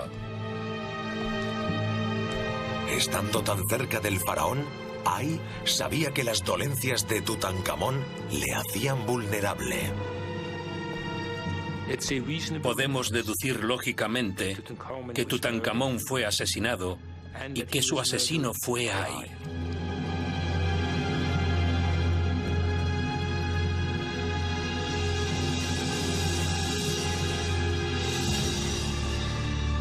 Pero la lista de víctimas no terminó con Tutankamón. No sabemos qué le ocurrió a Angesenamón. ¿Sabía algo que nosotros ignoramos? Por lo que sabemos de Ai, no es imposible que obligara a Angesenamón a casarse con él. Y entonces, de repente, desaparece de la historia igual que Tutankamón. Es probable que también acabara con ella después de utilizarla para legitimar su poder. En la tumba saqueada de Tutankamón, Cooper y King buscan indicios que muestren remordimientos del asesino. Fíjate en esta increíble escena de caza. Me pregunto si es normal. Sobre todo la situación de... En los muros descubren una pintura fuera de lugar, una escena de caza. Es única entre todas las tumbas reales. Un rey cazando en su sepultura. Es una imagen que solo se encuentra en las tumbas que no son de reyes. ¿Significa eso que Ai no estaba seguro de su legitimidad? La escena de caza es una imagen reservada al pueblo. Por eso Cooper y King creen que Ai decidió confesar a los dioses que había llegado a Faraón mediante un acto ilegal. Es la última prueba que confirma que Ai fue el asesino. El reinado de Ai será corto. Ya era anciano cuando accedió al trono y solo pudo reinar 4 años. Pero la historia no acaba ahí. Fue sucedido en el trono por el hombre que aún dirigía al ejército, Horemheb. Horemheb y sus sucesores borraron a Ai de la historia, asegurándose de que su nombre no apareciera en la lista de reyes del templo de Abidos. Pero haciendo eso, ayudaron a limpiar su nombre. A lo largo de sus 27 años de reinado, Horemheb se propuso restaurar todas las tradiciones antiguas. Hizo desaparecer de la historia no solo a Ai, sino también a Tutankamón y a su padre, como si jamás hubieran reinado. Sus nombres tampoco aparecen en la lista de Abidos. Egipto empezó de cero. ¿Revisionismo inocente o un despiadado complot? Algunos creen que ahí tuvo un cómplice, Horemheb. Para los inspectores, solo se puede especular sobre el papel que jugó el general. Gracias a la utilización de métodos de investigación tradicionales y a las técnicas forenses más modernas, Cooper y King han podido viajar en el tiempo y reparar una injusticia desenmascarando a un asesino. Pero al comisario de policía Cooper y al inspector King les queda una última misión: ver la cara de la víctima.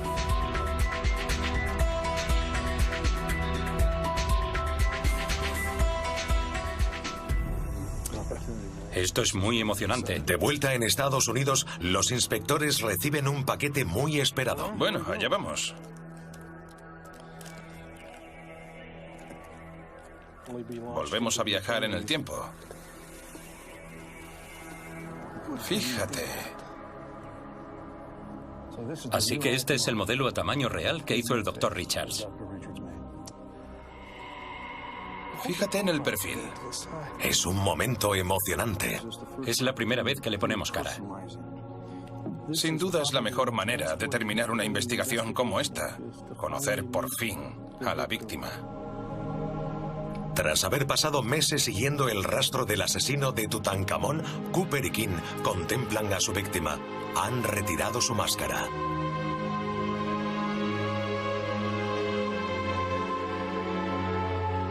El auténtico Tutankamón no es ese rey sonriente e idealizado representado en las pinturas antiguas, sino un joven frágil y humano. Su rostro está marcado por las preocupaciones del imperio y el peso de una enfermedad que seguramente intentaba ocultar.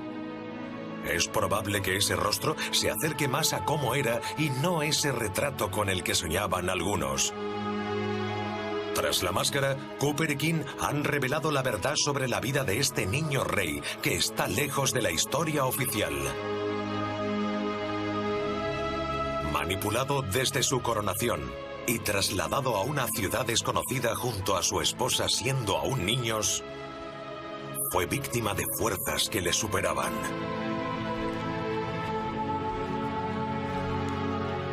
Sin embargo, cuando la marioneta intentó cortar los hilos que le movían, fue cruelmente abatido, asesinado por el hombre a quien consideraba un padre. Tras haber sido el rey más oscuro de Egipto, Tutankamón es ahora más conocido que el faraón que le quitó la vida o el que borró su legado. El hombre que descubrió su tumba hizo famoso a Tutankamón. Los hombres que han descubierto a su asesino le han hecho justicia. Puede que ahora pueda descansar en paz en el Valle de los Reyes.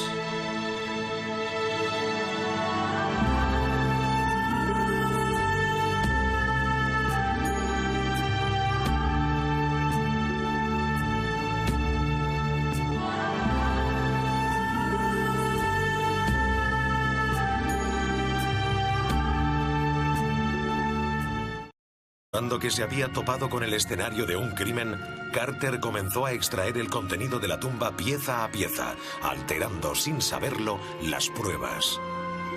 Por suerte, antes de sacar los objetos, Carter los catalogó meticulosamente, dejando a los inspectores una mina de información. Toda investigación de homicidio empieza con un cuerpo. Gracias a la antigua práctica egipcia de la momificación, el cuerpo de Tutankamón perduró 30 siglos.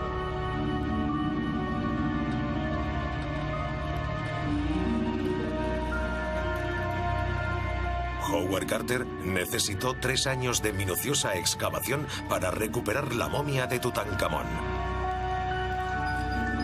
Como si se tratara de una muñeca rusa, el sarcófago del faraón estaba dentro de varios sarcófagos más.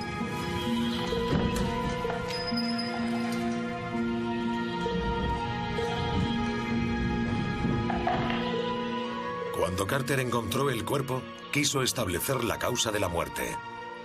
y en 1925 invitó al importante profesor de anatomía británico Douglas Derry para que le practicara la autopsia.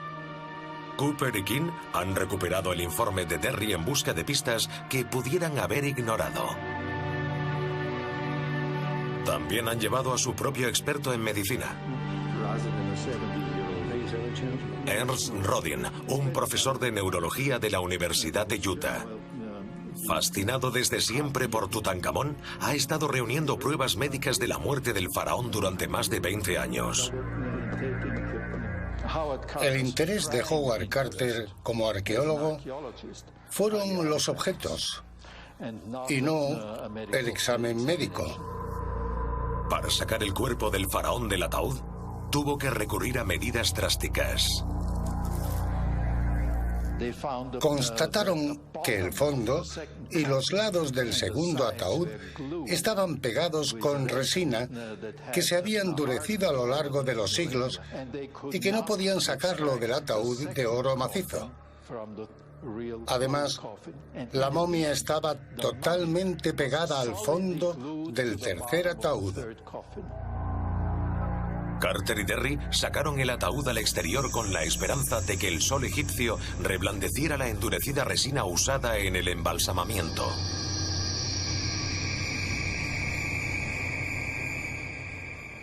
Pero no cedieron.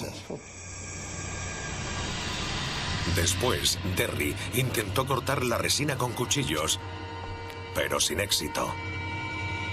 Tutankamón estaba totalmente pegado.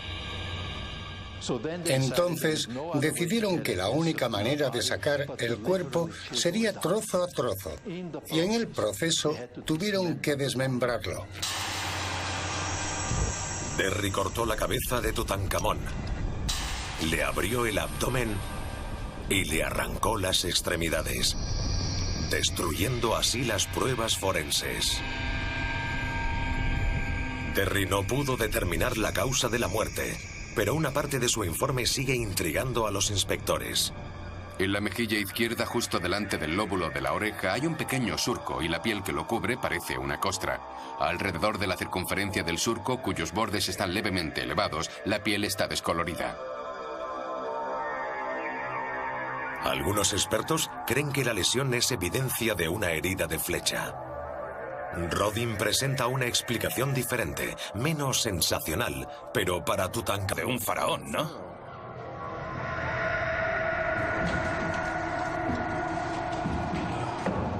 Mira eso.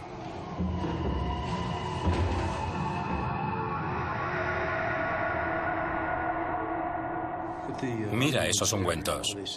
Parece que se les cayeron y gotearon. Me pregunto, ¿por qué no lo limpiaron en cuanto ocurrió? Cooper y King están convencidos de que la injustificada prisa a la hora de enterrar a Tutankamón apunta a un complot.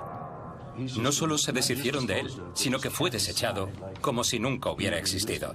Y eso plantea una importante pregunta, sobre todo teniendo en cuenta quién era.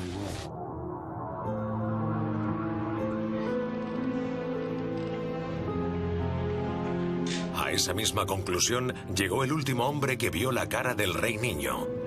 Un hombre cuyo testimonio demostrará ser inestimable para los inspectores. En 1968, el profesor Harrison de la Universidad de Liverpool dirigió una expedición a la tumba de Tutankamón para hacer radiografías de los restos del faraón. Harrison siguió los pasos de Douglas Derry, quien le practicó la autopsia a la momia 40 años antes sin resultado. Harrison creía que los avances en medicina permitirían identificar la causa de la muerte de Tutankamón. Harrison formuló su propia teoría: tuberculosis.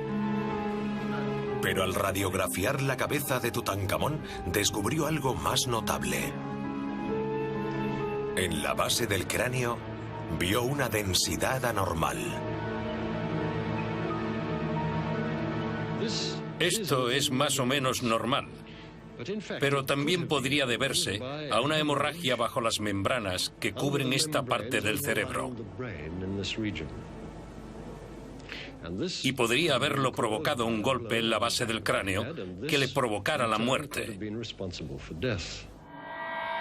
El examen de Harrison fue el último autorizado por el gobierno egipcio, pero también el primero en indicar que la muerte de Tutankamón no fue accidental.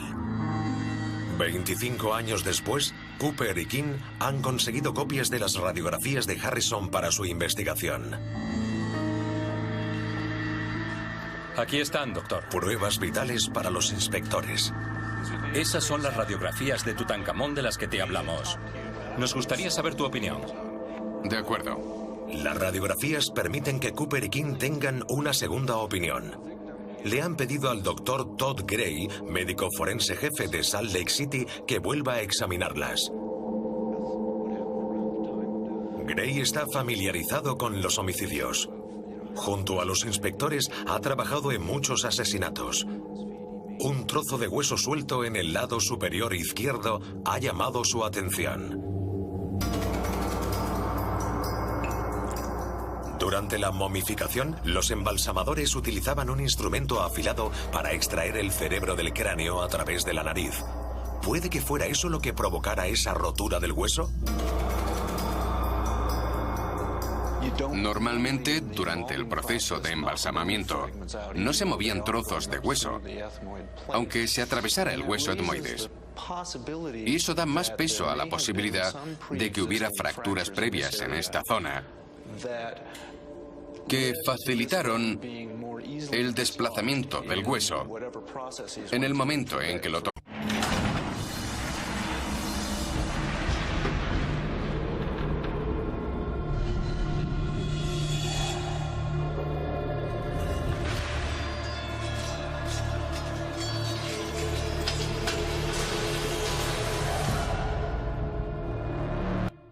En el mes de noviembre de 1922, la historia de la arqueología cambió para siempre. Tras años de duro trabajo removiendo las arenas del desierto de Luxor, cuando parecía que todo estaba perdido, al fin llegó la recompensa. Howard Carter, un experimentado arqueólogo con muchas campañas a sus espaldas, descendió despacio por una suerte de escaleras que se metían en el corazón del desierto. Atravesó una sala llena de objetos y se plantó ante lo que a todas luces parecía ser la cámara funeraria. Esta estaba recubierta por paredes de madera y en el centro de la misma aparecía una portezuela. Al abrirla pronunció una frase que se ha convertido en el deseo de los arqueólogos de todo el mundo. Cuando le preguntaron que qué había allí, solo acertó a decir: veo cosas maravillosas. De esta forma fue descubierta la tumba de un faraón menor llamado Tutankamón, un monarca fugaz en la enorme historia de Egipto que aún así ha dejado una enorme cantidad de incógnitas a su paso. No les vamos a hablar de la archiconocida maldición ni de la enorme cantidad de gente que estuvo vinculada al descubrimiento de su tumba que murieron en extrañas circunstancias, porque si hay un enigma descomunal en la vida del faraón niño, ese es el de su propia muerte. ¿Fue víctima de una extraña enfermedad? ¿Sufrió un accidente que acabó con su vida o, por el contrario, fue asesinado? Las respuestas en la fantástica investigación que ahora comienza.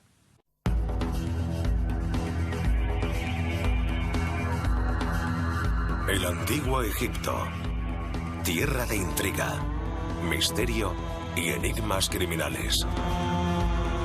Hace 3000 años, un niño fue elegido para liberar a su reino del caos. Se le educó para convertirse en un dios viviente.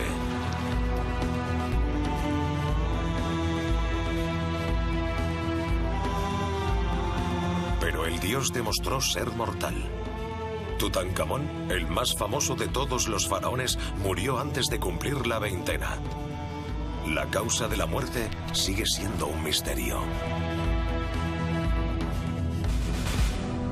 Ahora, dos de los inspectores más importantes de Norteamérica quieren descubrir la verdad tras la sospechosa muerte de Tutankamón.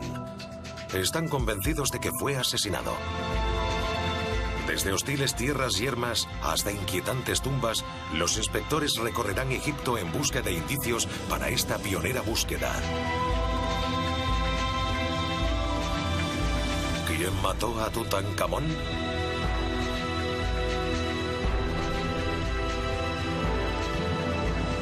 Tutankamón, misterioso asesinato.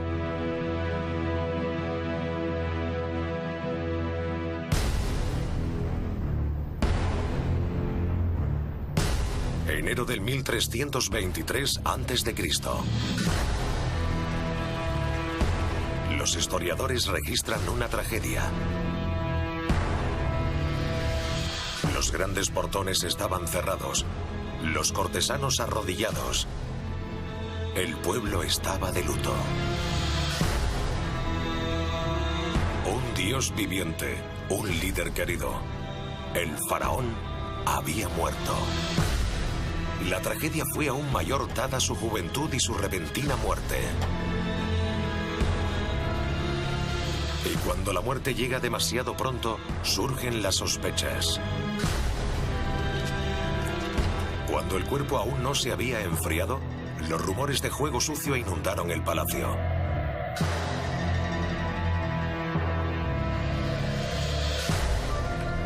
Mientras preparaban al faraón para el sepelio, los enterradores reales se mantuvieron ocupados y en silencio.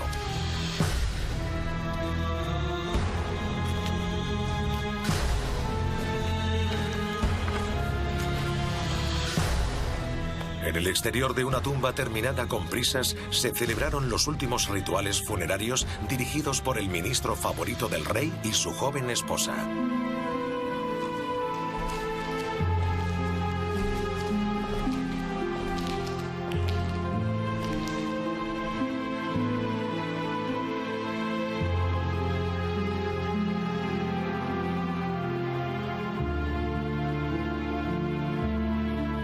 En el Valle de los Reyes, el cuerpo del faraón fue sepultado para la eternidad y con él el secreto de su muerte hasta ahora. 3000 años después de la muerte de Tutankamón, dos de los mejores inspectores de Norteamérica han reabierto el caso de la muerte del joven faraón. ¿Podrán las técnicas modernas de investigación resolver el misterio que rodea a la prematura muerte del rey niño? Mike King y Greg Cooper están seguros de ello. Cooper y King ya han resuelto algunos de los casos de asesinato más difíciles de nuestra época. Pero intentar resolver un asesinato de hace 3000 años presentará otro tipo de dificultades. Cuando un agente de policía llega a la escena de un crimen, lo primero que hace es asegurar la zona para que los forenses puedan recopilar las pistas. Por desgracia, en el caso de Tutankamón, no podemos asegurar y proteger la zona, ya que ocurrió hace más de 3000 años. Decenas de miles de turistas visitan cada año la tumba de Tutankamón. Y la mayoría no detecta las pistas que busca un ojo experimentado. Queremos intentar averiguar la causa y la manera en que murió. Y para ello hay que utilizar todos los medios disponibles. Lo que tenemos es una tumba. Así que hay que inspeccionarla para determinar si hay algo que sugiera cómo y por qué murió. El lugar de la sepultura de Tutankamón fue descubierto en 1922.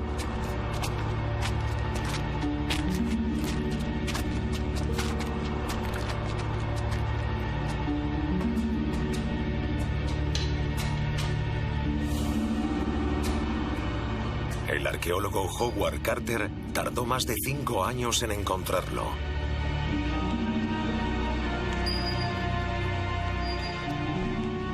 El momento decisivo había llegado. Con manos temblorosas, hice un pequeño agujero en la esquina superior izquierda. Al principio no podía ver nada, pero cuando mis ojos se acostumbraron a la luz, me llevé la sorpresa. Howard Carter había hecho uno de los mayores descubrimientos de todos los tiempos, los tesoros intactos de un faraón egipcio.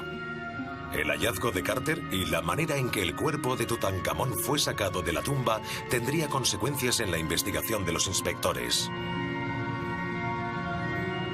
Ignoramón, potencialmente letal. Es posible que los insectos existentes en la zona le picaran, provocándole una infección. ¿Murió Tutankamón por causas naturales? Cooper y King creen que es poco probable. Dado que era joven y gozaba de todos los cuidados y protección, es improbable que muriera por causas naturales. Vivió hasta los 18 años, pero tenía posibilidades de vivir muchos más, como los otros faraones, que por lo general llegaban a una edad anciana. Así que cabría esperar el mismo destino para él. A los inspectores les intriga la manera en que Tutankamón fue enterrado. Todo parece indicar que fue a toda prisa. Y un entierro precipitado no encaja con una muerte por causas naturales. Si hubiera sido un rey que enfermó y murió al cabo del tiempo, no dispondríamos de evidencias de un entierro precipitado y una preparación apresurada de la tumba. Fue algo inesperado y no tuvieron tiempo para organizarlo. ¿Por qué? ¿Porque murió por un accidente u homicidio? Para descubrir más pruebas sobre la muerte de Tutankamón, los inspectores recurren al escenario del crimen. Primera parada, la tumba de Tutankamón.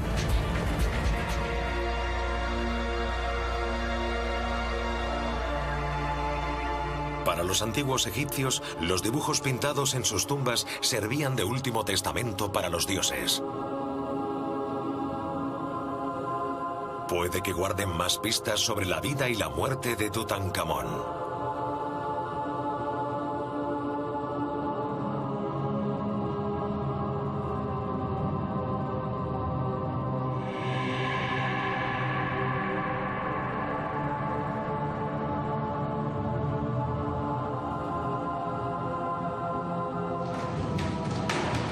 El gobierno egipcio ha autorizado a Cooper y a King a acceder a la cámara baja, una zona vedada para la mayoría de visitantes.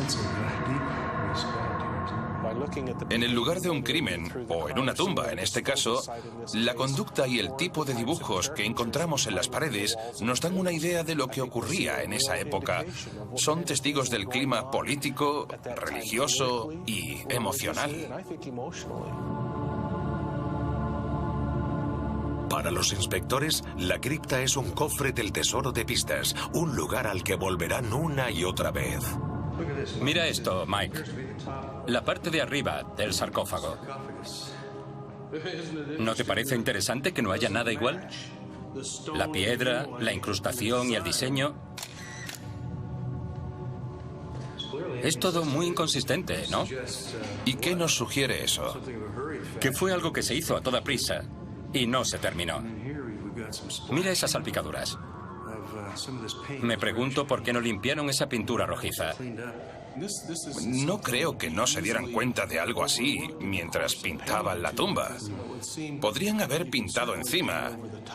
Es como si no lo hubieran visto, como si no les importara, o tenían tanta prisa que ni se fijaron. Hace que te preguntes si un trabajo de tan mala calidad es digno